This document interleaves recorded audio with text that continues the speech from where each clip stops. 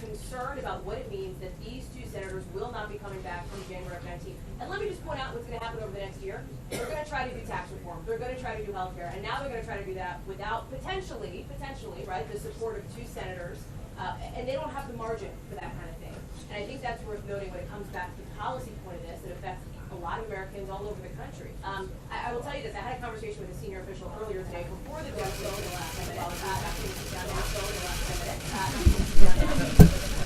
Thanks, Hallie. Unless you want to trade places, I'll let you come up here and I'll ask questions. No? All right. I thought it was worth a shot. Good afternoon. Good afternoon. All right. Yeah. President Trump had a productive meeting at today's Republican Senate caucus. The president discussed the urgent need for the Senate to focus on cutting taxes for hardworking American families. We must also make American companies more competitive so they can create more jobs and boost wages for American workers. And we must simplify the burdensome tax code that is currently rigged in favor of the wealthy and well-connected. As the president tweeted this morning, the markets continue to hit historic highs and unemployment is at a 16-year low. There is a spirit of economic optimism sweeping the nation, but our economy cannot take off like it should unless we deliver historic tax cuts and reforms. This is the president's top legislative priority, and he was encouraged today by the show of unity by Republicans on the Hill about getting this done.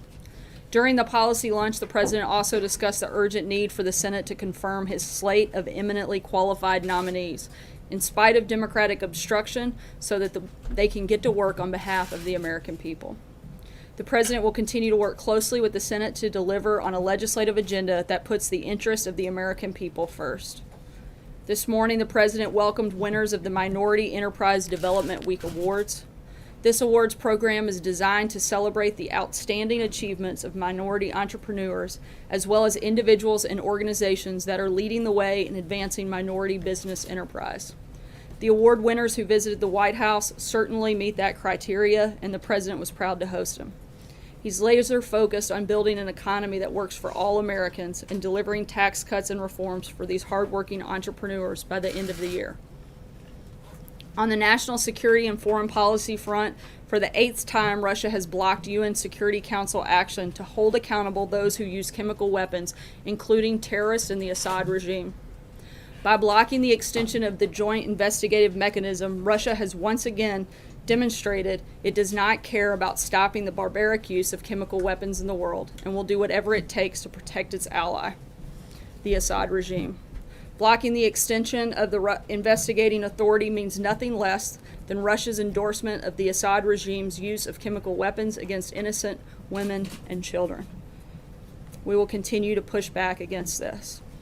And with that, I'll take your question. Sarah. President Trump previously tweeted that Jeff Flake is a very weak and ineffective senator.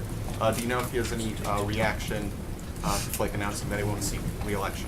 I haven't spoken with him directly since the announcement by Senator Flake, but I think that based on previous statements and certainly based on the lack of support that he has from the people of Arizona, it's probably a good move.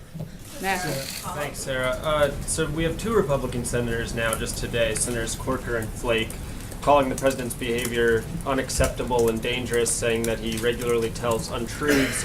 Senator Flake just called on his fellow Republicans to end what he called complicity and accommodation. I'm wondering what's the White House's response to this criticism coming from two Republican senators? I think that we support the American people on this one. I think that the people both in Tennessee and Arizona supported this president, and I don't think that the numbers are in the favor of either of those two senators in their states, and so I think that this is probably the right decision. Thank you, Sarah. John? Today, you earlier... Sir, why is the president involved in this feud with Senator Corker? Is there some concern on Capitol Hill that what you should be focused on is getting your agenda of tax reform through, and that petty feuds like this just distract from the bigger issues? So why is the president engaging? this? Look, the president is focused on doing this. That's what he spent the majority of his day talking about. He went to the Hill and met with Republican senators to talk about tax reform, to push his legislative agenda. That's what he's spending a good bit of this week doing, and we'll continue doing next week until we get the job done. But why does he engage like this? Look, you've got an individual in the president. He's a fighter. We've said it many times before. The people of this country didn't elect somebody to be weak. They elected somebody to be strong. And when he gets hit, he's going to hit back. And I think Senator Corker knows that. And he's, maybe trying to get a headline or two on his way out the door. Sarah, want to ask a question? Thanks a lot, Sarah. Well, since the president's taken off in office, as you know, two Republican senators, Senator Corker of Tennessee and Senator Flake of Arizona, have both announced they're not running for re-election. In your view, is the president remaking the Republican Party? And if he's doing that, is he remaking it in a positive way? I wouldn't say necessarily he's remaking it because you have a couple of individuals that are no longer running for office. Look, he's got a great relationship with a number of Republican senators. He's going to continue working with them and make sure that we get things done for the American people. He wants people to be in the Senate that are committed to actually moving the ball down the field, and I don't think these two individuals necessarily have been as focused on that. The president wants to get things done, and that's what we're going to work through the fall. John? So I understand that neither of these two senators we're talking about now have been allies, to say the least, of the president. But this has been an extraordinary series of attacks on the president from major figures in the Republican Party, not typical political attacks. I mean, saying that the president is responsible for the debasement of the nation, that a breakdown of civility is the fault of the president, and that enough is enough. We've seen similar remarks from John McCain, the party's former nominee. In any of this, does any of this make the president pause and wonder if he is doing anything wrong, that he bears any responsibility for what these senators are saying is a breakdown of civility in our country? Look, I think the voters of these individual senator states are speaking in pretty loud volumes. I think that they were not likely to be reelected, and I think that shows that the support is more behind this president than it is those two individuals. Why is there so little? Yeah. Why is there so little pushback from other Republican senators on this? I mean, Mitch McConnell is the Republican leader. Bob Corker is still a committee chairman. Should there Look, be? Leader McConnell stood with the president just last week here at the White House and talked about how they were working together, how they were getting things done, how they were focused on actually moving the agenda forward. And so I think that's a pretty clear indication of where his support lies and what we're working to do. If I could just pick up on what John was talking about. One of the criticisms from Senator Corker today was the idea that history will most remember President Trump for debasing the country. And you could hear in Senator Flake's remarks the idea that he seemed to be writing it for history. How do you think history will view not only the remarks of the two senators today, but also former President Bush last week? I certainly think history is going to look at this president as somebody who helped defeat ISIS, who built an economy that was stronger than it's been in several decades, who brought unemployment to a 16-year low, who's created over 1.7 million jobs since being elected. I think those are the things that people actually care about, not some petty comments from Senator Corker and Senator Flake. And I think they're a lot more concerned about the big policy initiatives that this president is driving, including historic tax cuts, which we're going to get done by the end of this year, and then start focusing on some other things. Those are the things this president will be remembered by, and I think those are pretty good, certainly good facts and ones that we're happy to stand on. Peter? Thank you, Sarah. The president at lunch today asked the senators for their a show of hands on two candidates for Fed chair, Jerome Powell and John Taylor. Does this mean that Powell and Taylor are the president's favorites for the Fed chairmanship, and what would he ask input from the Senate on this? Those are certainly individuals that he's looking at, and as we've said, we don't have any announcements on that at this time, but the president is taking that decision extremely seriously, and he's being very thorough in the process, and he'll have an announcement on it soon. Sarah. Sarah, are you concerned? Is the White House concerned at all that these conflicts, which keep escalating, could impact the president's agenda? I mean, specifically, could, for example, Senator Corker, if the president continues to, lash out at him like this, could that prompt him to, do things that can be detrimental to the tax code?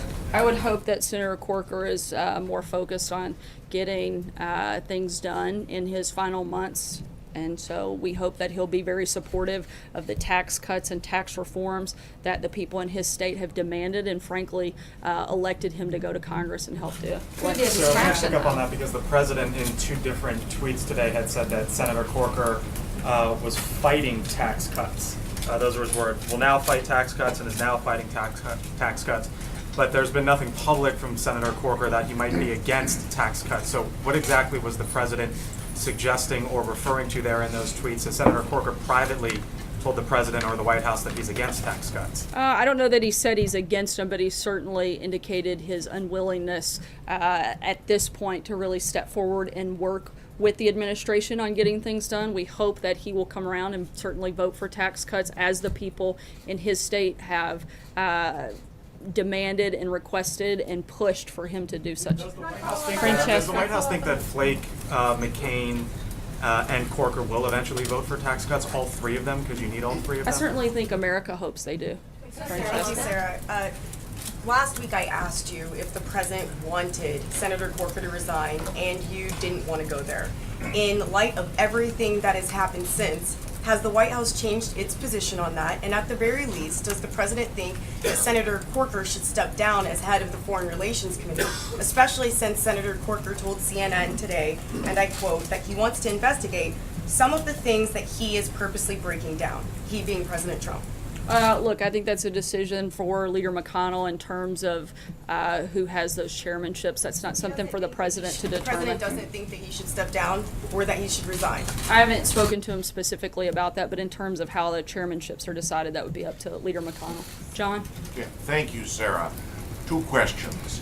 There is currently a contested primary for Senator Corker's seat. Congresswoman Blackburn facing former Congressman Fincher, and it's almost inevitable there will be a contested primary in Arizona. Dr. Ward not going to be left to get the nomination. Will the president take any role in the nomination process there?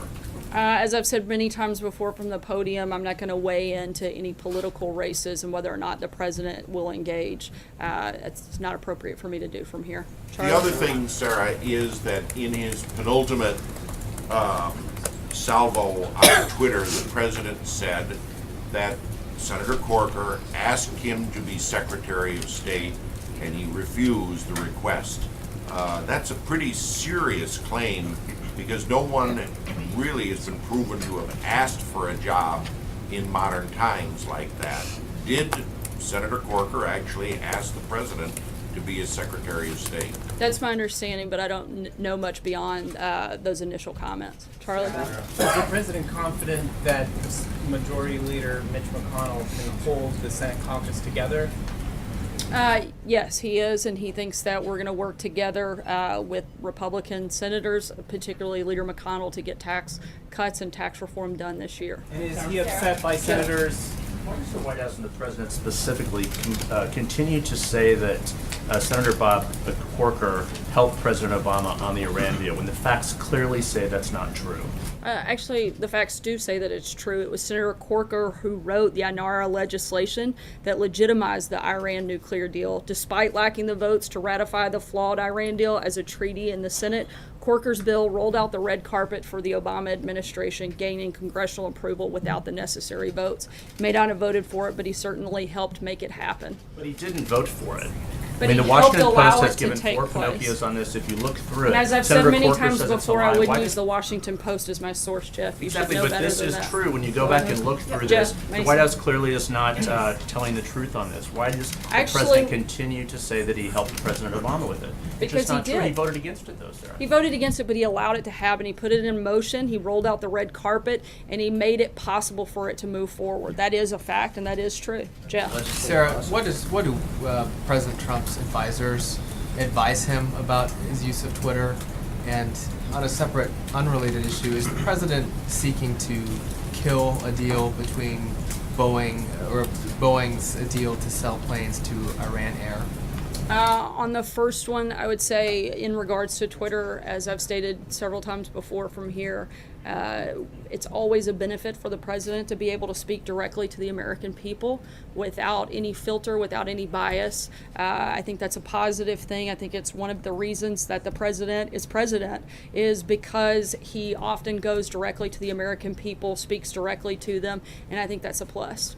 And the second question, I'm not aware of that, any detailed conversations. I couldn't weigh into that right now. Sarah, on Niger, and I'm not going to ask you to talk about the ongoing investigation, but I do want to say the commander of U.S. forces in Africa told Congress last March that he had only a quarter of the reconnaissance flights needed to do his job, and in fact, that did impact search and rescue missions. Is the White House concerned that U.S. forces in Africa do not have adequate resources and that could have contributed to what happened in Niger? And has there been any outreach by the White House to Nigerian officials? As always, the safety and security of our military is a top priority. In terms of specifics, we're going to wait until that investigation is completed.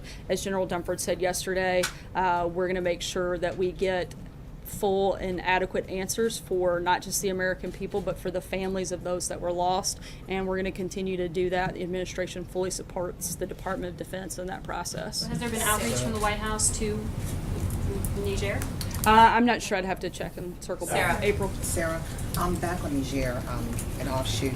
The widow of Sergeant LaDavid Johnson is concerned that there may not be remains in his coffin.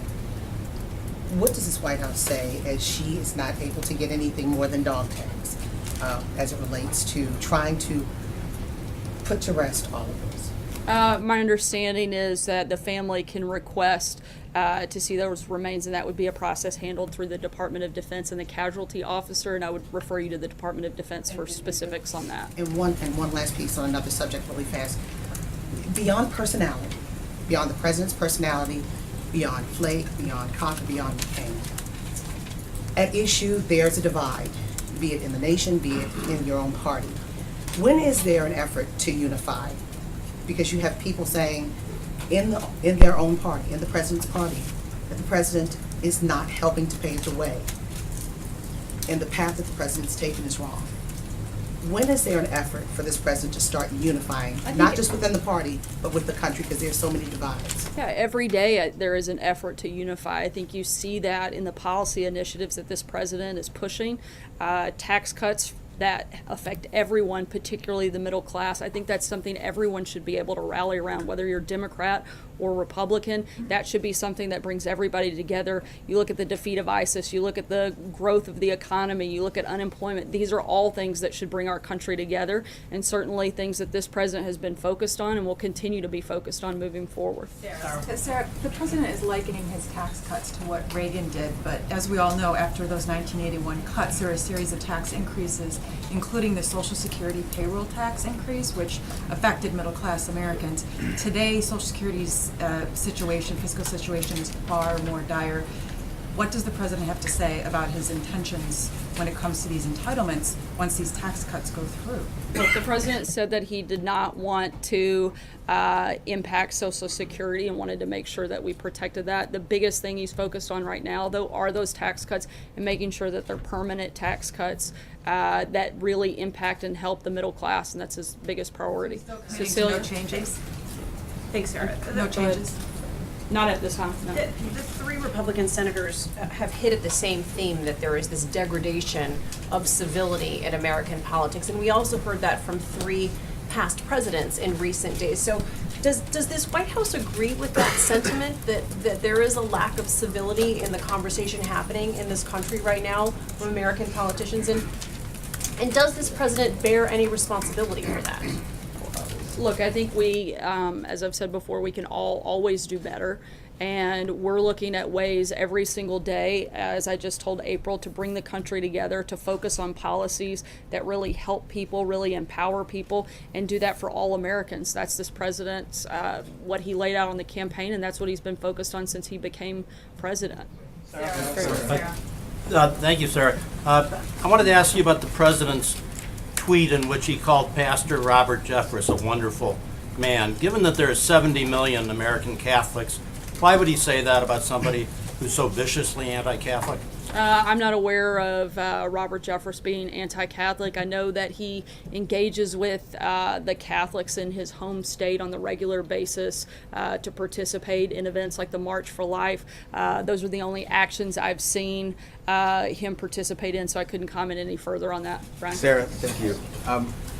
One of the aspects of civil discourse is for people in the discussion to acknowledge when they've made misstatements. And there's a pattern in this White House and with the president that when they make misstatements, those are not corrected. For example, the chief of staff came out here at this podium and mischaracterized a speech by a congresswoman given at an FBI building dedication. Why won't the chief of staff or you right now acknowledge that that was a mischaracterization and correct the record? I don't believe that General Kelly mischaracterized. He gave his account of what took place.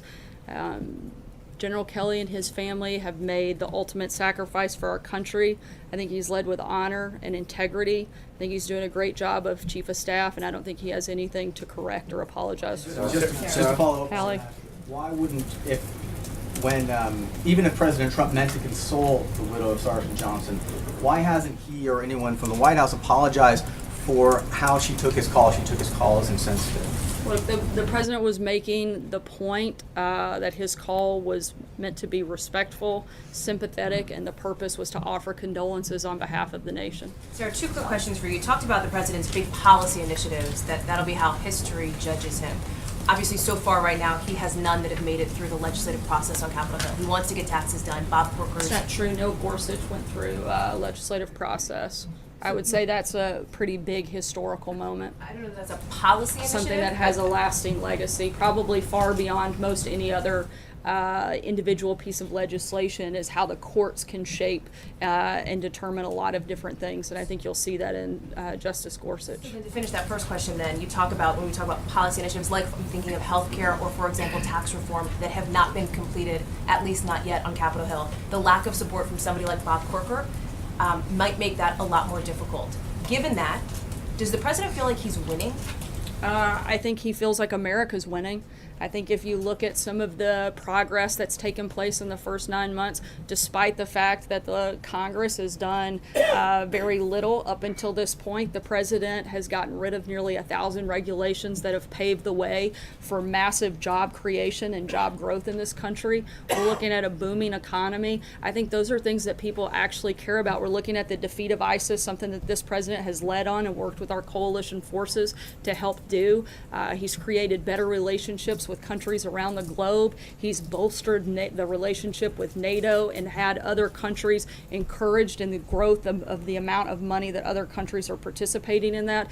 The historic moment that we saw with the president on his first foreign trip when he was in Saudi Arabia and he spoke in front of nearly 60 Muslim majority countries. These are historic moments that he's done without Congress. Imagine how incredible and how many good things we would be doing if people like Senator Bob Corker got on board and started doing their job instead of doing so much grandstanding on TV. The president believes, Sarah, that there should be, my second question, Sarah, given those comments, does the president believe there should be a loyalty test for Republican senators? Does he demand, you've mentioned several times, their loyalty should be to the American people and to the agenda that those people elected them to carry out. Like say that is where their loyalty lies. Well, I hope we'll see that in their votes. So, Sarah, I just Dave, I'm sorry, Hallie, I gotta move on. Any reaction today to Chairman Nunes' announcement that he's going to open an investigation into the Obama administration's deal to allow Russia to compete to obtain U.S. uranium? I haven't spoken with him directly about that, but I certainly think it is a move in the right direction and something that we've spoken about several times here, that if there was any collusion whatsoever during the campaigns of any point or any collusion at any point with another country, that they should look at the Clintons, and so I think that's the right thing. Sarah? Thanks, Sarah. Okay. Sorry, go ahead. Sarah, thank you. So the president regularly highlights the success of the stock market in his tweets. Only about 50% of Americans are invested in the stock market. And earlier today I spoke with Grover Norquist, a prominent conservative voice pushing for tax reform. I mean, he characterizes the economy and says, quote, the economy itself still sucks. So what's your reaction to that, and for those people who aren't benefiting from the success of the market right now? Well, I think there's also a lot of other things beyond just the stock market. The fact that the unemployment levels have dropped, that's certainly a big thing. The fact that 1.7 million new jobs have been created since Donald Trump was elected, those are all positive things in the economy. We didn't say it was completely fixed in that, but we're certainly moving in the right direction. I think we've been more successful in these first 9 months than Obama was in 8 years. Mark. Sarah, I have two questions. One is, we understand that when the president gets hit, he hits back, but what is he trying to accomplish when he says that Bob Corker couldn't win a race for dog catcher? What is he trying to accomplish? Look, I think that the president is voicing the frustration that probably you see from a lot of people in the state of Tennessee, which is why Senator Corker's numbers are where they are. Okay, my second question is, can you point to any votes that Flake and Corker took that were against the president's agenda? I'm sorry? Can you point to any votes that Flake and Corker took that were against the president's agenda? I'd have to look detailed into their voting records, so I'll check on that. So Sarah, I don't thank you, Sarah. Two Andy? questions. Thanks. Both Andy. You said before that Senator Flake and Senator Corker's comments were petty. What exactly of Senator Flake's speech did you find to be petty? I thought that his attacks and a lot of the comments that he made, I don't have a readout in front of me, but as I was watching it, I noticed that a lot of the language I didn't think was befitting of the Senate floor. Nothing in particular. Sorry, go ahead. I was going to ask about Fed Chair, and I'm just interested if the vote that seemed to happen at the Senate meeting where you saw, where according to Senator Scott, John Taylor got the most votes, if that is going to influence the president's decision on that. And then just to follow up on Andrew's question. Let me answer the Fed Chair question first. As I said earlier, the president is taking this decision very seriously, going through a very thoughtful and thorough review and interview process, and when we have an announcement on that, we'll let you know. He's talking to a lot of relevant stakeholders and individuals about this, and knows that it has a great deal of impact, this decision. And so again, he'll take his time and make sure he makes the right one and not just a fast one. Sarah, thanks. To follow up on some of the questions that have been asked, how does fighting with members of his own party advance the president's agenda and his stated goals for the American people? Look, the president is fighting for an agenda, and he has, as I've said, if he gets hit, he's going to hit back. And people didn't elect him to be weak. They elected him to be strong. And if he feels it's necessary to respond, he's going to do that. And at the same time, he can talk and chew gum at the same time. He's pushing forward on an agenda. It takes 30 seconds to send out a tweet, and he spends the bulk of his day working on and pushing policy initiatives like tax reform, like tax cuts, and that's what he is committed to doing. Let me just follow up with you very quickly. There's some confusion around 401ks, and some Republicans are saying that's making their job to actually get tax reform done more complicated. So can you say here definitively that the Republican tax reform proposal will not touch 401ks? That's the president's plan, and that's what he'd like to see Congress get on board with as well.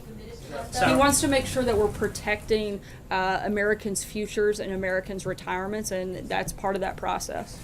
Thanks, Sarah. On the opioid crisis, we've seen the president organize a commission. We've seen him host meetings. He's used the word crippling, the words national emergency. We've seen the administration put more resources into law enforcement. And we've seen him take on this message of telling kids just not to start.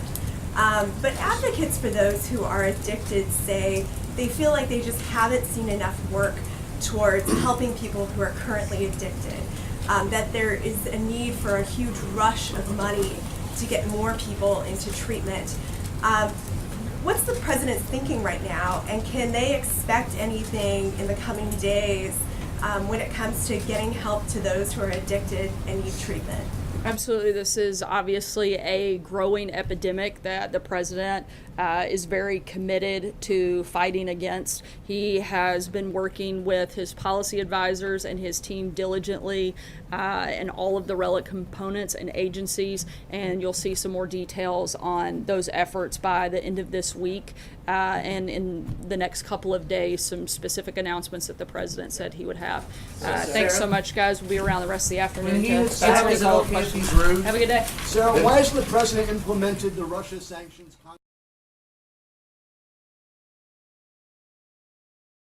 All right, folks, that was a very interesting press briefing. But I think she did a very good job in, keeping her cool and making sure that she answers in the best way. So props to Sarah Sanders. She did an absolutely amazing job in keeping her cool. I know if it was me, I would have just gone off on people, but she is good at what she does. She's a very good press secretary, so she's doing a very, very good job. Thank you very much for watching. If you guys like our stream, if you guys like our coverage, and if you guys want to see more, please subscribe to the channel. If you're new, click the notification right next to it, the notification bell. If you've been with us for a while, if you've been subscribed for a while, make sure that YouTube did not unsubscribe you, please. Please check that, because YouTube has been unsubscribing people for no reason. So make sure that you guys are still subscribed. And also make sure to give this live stream a thumbs up. And I hope to see you guys here later on today. We have a whole bunch of news videos coming out. If there's any more live streams, we will bring them to you here live. And all that good stuff. So also check out our website, goldenstatetimes.com. Again, that's goldenstatetimes.com.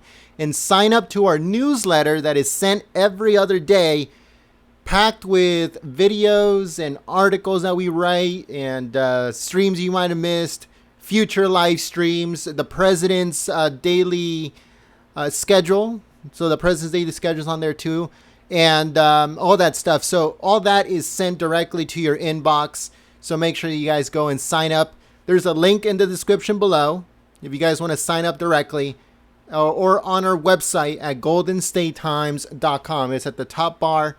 So make sure you guys sign up, and we'll be sending you guys a bunch of news straight to your email inbox. Thank you very much to the moderators for coming out and keeping the chat clean and enjoyable for everyone. Thank you very much. And if you just joined us today, if you're a new subscriber, welcome.